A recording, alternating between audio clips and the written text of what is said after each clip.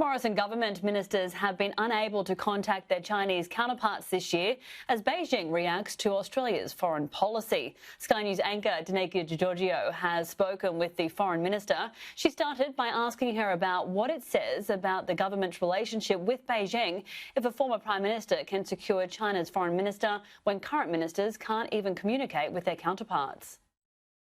Well, really, that is ultimately a decision that is made by those ministers, members of the government in China. We have been extremely open and extremely welcoming of any such conversations, and I think that they are important. I think that they assist in the understanding and the dealing with issues that currently face both Australia and China, and certainly that includes, of course, COVID-19.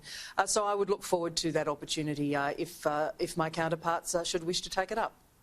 Have you got any ideas on how we can get the relationship back on track between Australia and China? And is there scope for President-elect Joe Biden to help? Well, there's a lot of important work being done, and Danica, I can assure you and your listeners and viewers, every single day between Australia and China. A lot of important work, clearly, on some of the difficult trade issues at the moment, but in a range of other areas as well, including, of course, consular matters. I am very focused on making sure that that continues, both through our engagement with Chinese officials here in Australia and, of course, under the leadership of our ambassador in Beijing and our consuls general around China. These are relationships and engagements which we expect to be highly effective and to continue at all times, and, of course, they do. I'm looking forward to working with the new US administration, and we have, of course, had long contacts with some members of the administration who will take up important new roles, and I look forward to doing that. The US-China relationship is very much a matter for both of those countries. I'm absolutely focused on Australia's national interest and on Australia's priorities. But just on that, though, we are seeing China consistently imposing tariffs on Australian goods, of course, the latest reportedly being coal. Does Australia accept any blame for where this relationship is now at?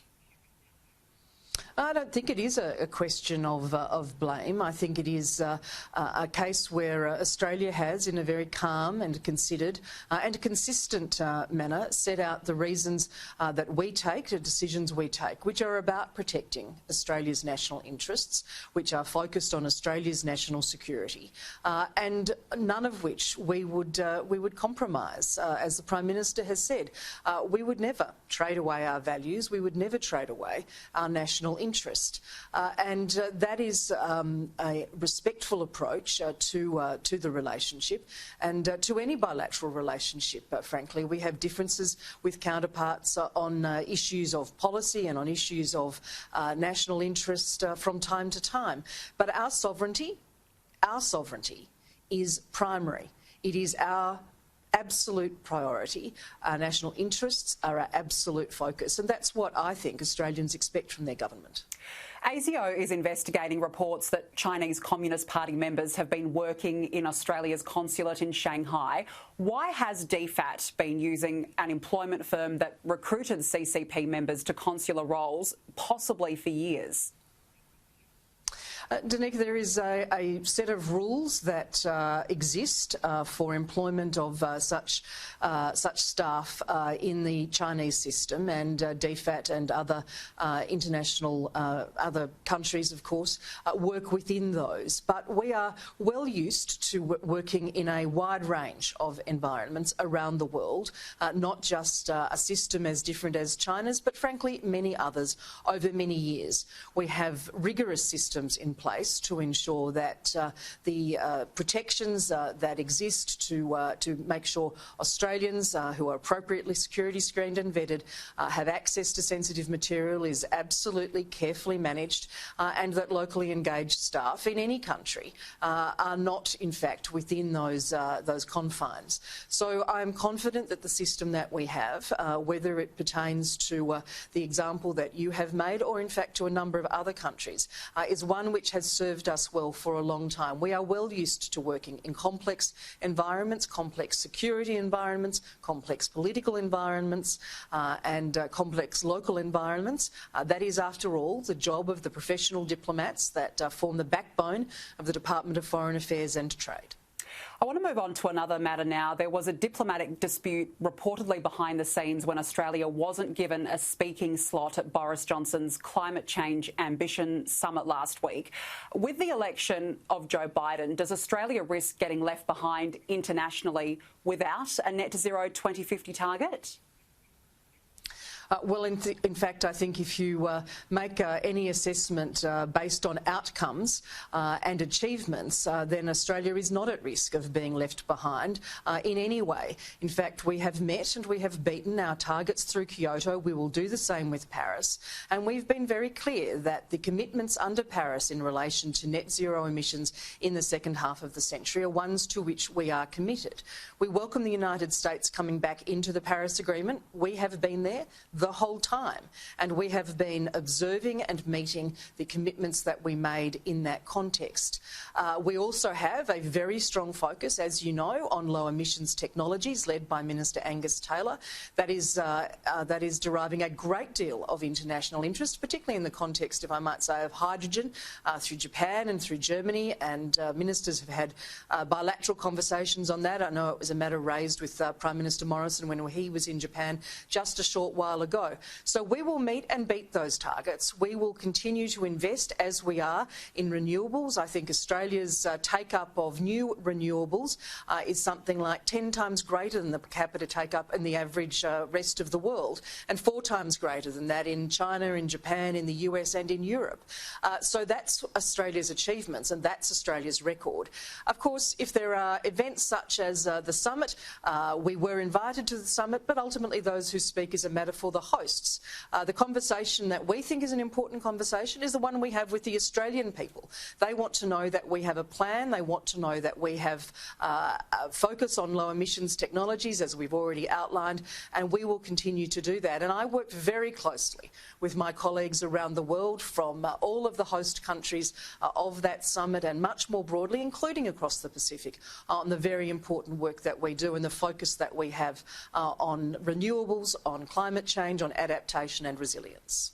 Minister, on another matter, there are more than 30,000 Australians stranded overseas wanting to come home. Some states and territories, for example, like Western Australia, are refusing to increase caps on hotel quarantine numbers. When does the federal government intervene to bring these Australians home? Well, there is no question that the domestic arrangements in relation to caps do restrict our capacity to enable Australians to return. But that said, over, I think, 450,000 Australians have returned since March, when we advised Australians to come home. In the last period of time since the Prime Minister spoke about this after National Cabinet in September, we have facilitated a significant number of flights, ensuring that we can use the Howard Springs facility and every other possible bed in quarantine available in the country.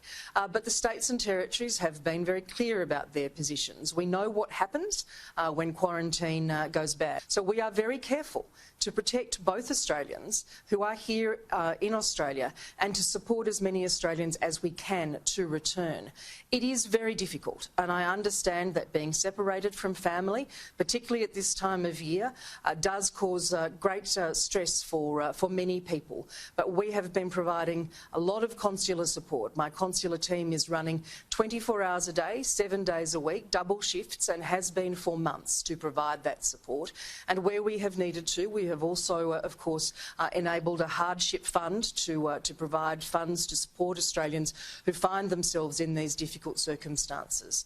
So I do understand how difficult this is. We have moved and supported as many people to travel as we have been able to within the quarantine caps, and we will continue to do that. There will be flights coming in today. I think the 81st flight comes in today that we have facilitated, flights from Europe, flights from New Delhi and others, and I thank the states and territories for the support they've provided to that, and I look forward to that growing whenever that is possible.